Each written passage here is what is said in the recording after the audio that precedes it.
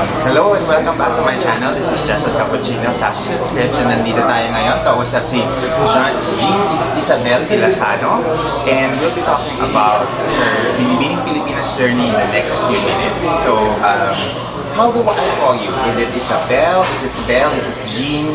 Ano yung nickname? So basically, my name is supposed to be pronounced as Jeanne Isabelle. But you know, in school, when people read the name, it's always Jeanne. So like Jeanne Isabelle.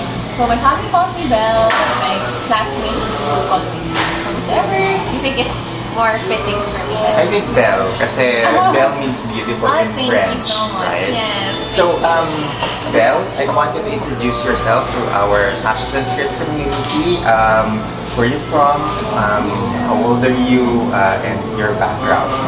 So, my name is Jeanne Isabelle Bilasano. We're Binibini 14 from Albay. I'm a 25-year-old speech pathologist. I graduated from the University of Santo Tomas, and I work in the hospital industry. So I basically grew up I was born in Manila, but I grew up in the province.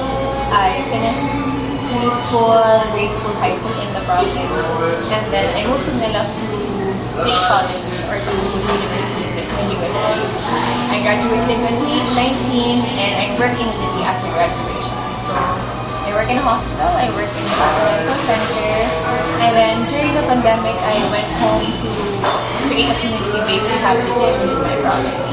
So since the pandemic 2020, I work at home to help kids and adults in the province because there's no legitimate therapist in Albay. So I've been working since the pandemic in the province. Okay, so you mentioned that you're from Albay. How's it growing up there? I think Albay is a very warm province.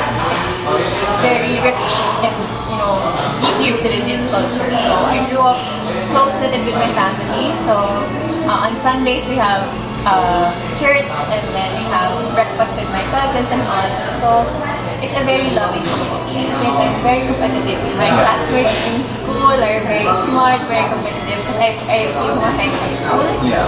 So lahat talaga, everybody's competitive and always gearing towards being successful.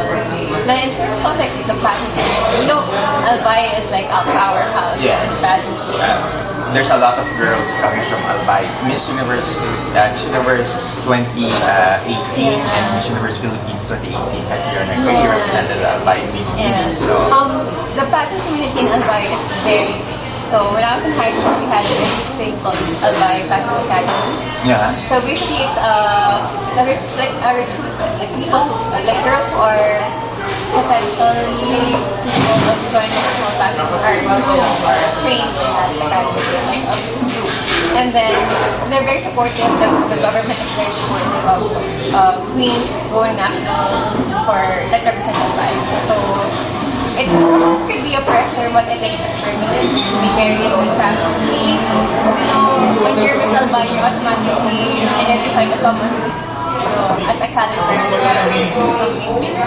And correct me if I'm wrong, because my understanding is that because there's a pageant community existing in Albay, and there's support there from not only the people but the government as well. So it does feel like Albay has like a system to groom girls for national and international competitions. And at the same time, it also feels like in terms of yung potential ninyong mga girls na-enhance because of the academy. Am I correct? Yes, so how is the academy structured? So they look for girls all over the provinces, or yung mga girls ang nag-apply for that academy? Well, I think it's no longer very active now, but it has been like a silent community, like something that's already built. Like it doesn't have to have an office there. It's just like a small community. So it starts with makeup artists, like a group of makeup artists. They have like their alaga, and then they include them in the group. And then basically the goal there is to create like an exposure for girls. Like event, they're gonna call in the girls to participate in personal development, percentage of respect, mostly like that. And then during events, the first people to call are the circle rep. Circle. So para you get to have like a network also on who you meet, what you do during the big event. So parang prep in a sense for like sponsors and everything. So they really, I'm happy to have had before because it's not hard for me to anymore to like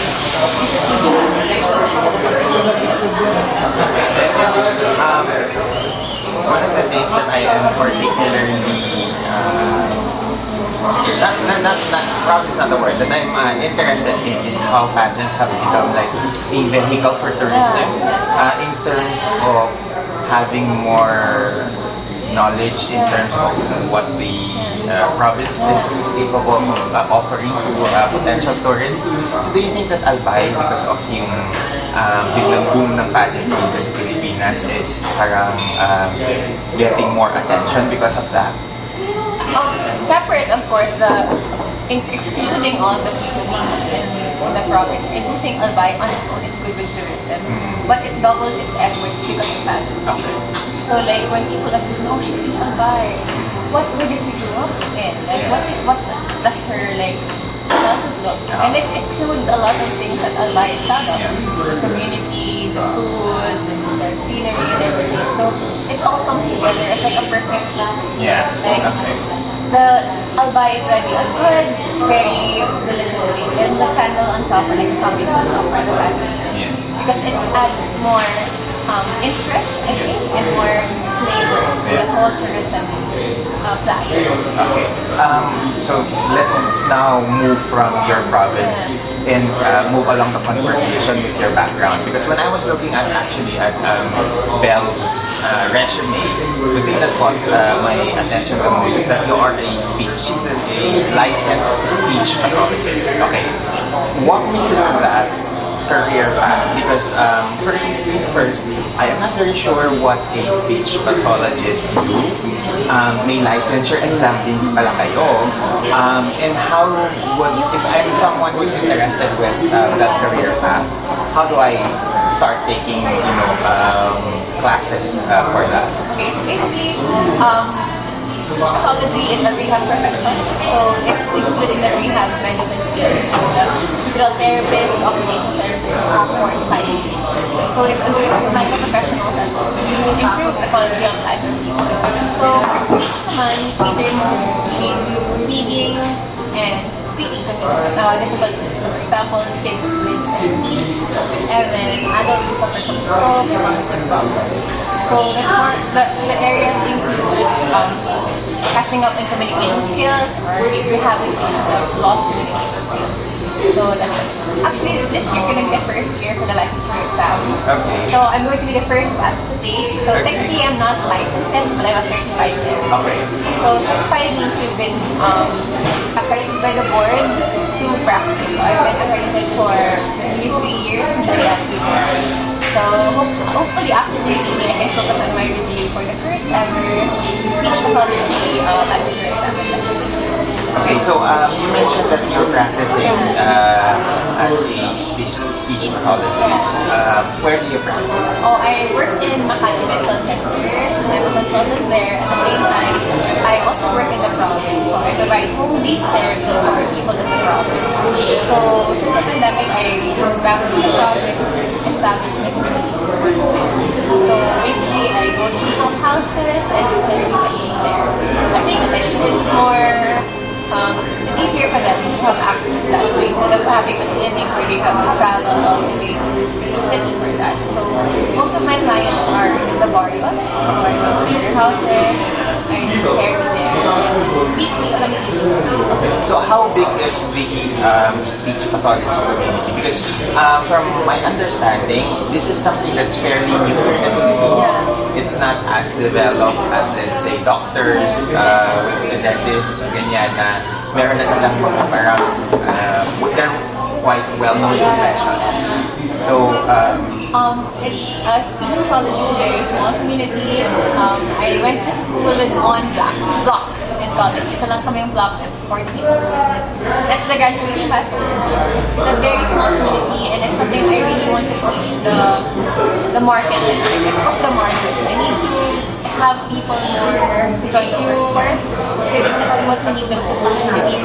People don't really understand the need or like the importance of rehabilitation and therapy, and they feel like it's no longer a priority. But we just need more people to understand our role into the communities and role in healthcare, at the same time have more people to understand the profession so they can eventually create a bigger profession so they can help more people about it. So, if you don't mind asking, what schools offer speech? There's only 4 schools that offer speech pathology. The first one is UP Manila, and then after UP Manila we have UST, my alma mater, and then there's Cebu Doctors, and then there's Sal in Cavite. So hindi siya ganun karami, no? Very, very exclusive school. So there's only 4 schools, and on my batch it took us 5 years. 4 years in school, 1 year of university. So medyo long process, but it's really something I really enjoy. And I wish more people understand and more people know about it. Yeah, you mentioned earlier while we were talking before this interview that one of the things that you're dealing with as a speech pathologist is that you're dealing with patients ages from like youngsters to adults to I would say senior citizens, Yes, no? So, alin ang mas madaling i-handle na clients, yung bata o yung matanda? Oh, it's a really nice question. So when people ask me which age group do you enjoy working with the most, I always say the adults because I feel like I play a more significant role in maximizing the quality of life that they have, right? And Because you're working with stroke patients. yes. So I think both of them are fulfilling. It's really fulfilling to help kids and adults, but I just find it more close to my heart to work with the adult professionals because my grandparents suffered from stroke before, and no one had the chance to actually have them treated because there was really a speech therapist before. So The communication is difficult. yeah, so I think that's a plus factor on why I prefer working with adults more. But working with kids is also very, very fulfilling. Imagine growing with a kid, like from 3 years old, naabot mo yung milestone na kid at 5. It's like you're really growing with them. Like, it's really something special as well. Like the bond you have with the parents, and with the kids, and your teachers in school. It's a really holistic experience. Belle, I just want to ask, with the speech pathologist na career track, do you get to choose like, I want my specialization to be on kids or on seniors? Oh, And which one have you chosen kung meron ng track na gano'n? You can also actually have specializations in speech therapy. Like there are people who take the audiology track, they pursue audiology and become audiologists. We have language specialists for adults, language specialists for kids. But me, I work in both the categories. I both work with kids and adults at the same time. So I think equal amount of experience for both of the age groups. Okay, so that's really impressive. Because so far, when I'm actually reviewing yung mga Binibining Pilipinas candidates' resume, your resume actually stands out. I actually listed several Binibining Pilipinas candidates who are lawyers, who are trained medical professionals, from dentists to doctors to lawyers to certified public accountants. We have engineers, and siya yung namumutanging speech pathologist na nakita ko sa listahan. And I'm kind of curious with how do you marry you're a career professional and you're pursuing pageants? Because here in the Philippines, it seems like there's a disconnect between those two dun sa dalawang career paths ngayon. So what's your take on that? Okay, I think the marrying factor in pageant and the profession is that you both really have to be with lots of people. At the same time, you have to nurture a sense of inspiration. Like you have to give your patients hope, their families hope. And I think that's something that marries well tragedy, you have to embrace a certain side of role. Like me sa partner, something I really like the bridge to everything. At the same time, when you're a beauty queen, you're a queen, you really have to be good. You need to communicate with your fans, supporters, and anyone so you could create a positive impact like a full of change. And that's something with this personality as well. I create like a wave of change in my profession. In one way or another, it's almost very similar. So when people say, oh, you're a student, yes, so that's something like very alike with me. Not just there for simple or superficial purposes. You're there to move people forward, and you're there to actually create ways to change the world. And as I was looking over your her Binibining Pilipinas profile sa website, you've married your passion for your career with your advocacy for more accessible healthcare. Can you talk to me? Yes. About the healthcare and rehabilitation, since going back to my province during the pandemic, I realized that the need really is in the community, in the barrios. It's overly saturated ang Metro Manila with the therapist, and we are leaving little room for people in the provinces to actually have access to the therapy. So my role in Binibini, or my pushing factor in therapy, is actually pushing the narrative or creating a conversation that could start people engaging in my profession, interested in it, and actually trying the career. So as one way or another, I don't get to have limited access anymore. We have limited work first to people. So hopefully after Binibini, many girls will be interested, or many people will be interested in exploring this issue. And again, I was looking with your batch as a whole, marami sa inyo are career professionals, right? How does it feel to be competing with girls na does not necessarily fit in yung model beauty queen mold, and that you're competing with girls who are, if you take out the pageant equation from their resume, they are pretty much well established in their careers. So how does it feel to be competing against a batch like that? I think the world of pageantry is changing, and it's opening doors to different kinds of women. And women of today are no longer given to be women of today are actually beautiful and smart and brave and empowered. And I think it's something I really am proud of being part of this batch, because we really are a group of empowered women, women who make choices in life, women who are taking up space. And that's something I'm really grateful for. I'm really grateful for it. And being considered one of the founders people in some ways, I would treasure that. That's really At a young age, at age 25, you're already accomplished. Thank you. Thank you so much. I take pride in the discipline I have for myself, that I pursue things and I dedicate and devote my time and effort into it. It's like my career and now I'm doing So, I wanna ask, yung difference ng pagiging speech pathologist versus pagiging Binibini, alin yung mas parang challenge? That's a really good question, but I think most challenging for me ang Binibini. Kasi it's challenging in a sense kasi you have to put a lot of factors, right? You have to make sure that you're always good, presentable, and everything. At the same time, looking at it now, it's similar in the sense of being a pathologist and everything, pero it's more taxing lang to always, put yourself together. Because in the hospital, you just look like you're just in scrubs and all.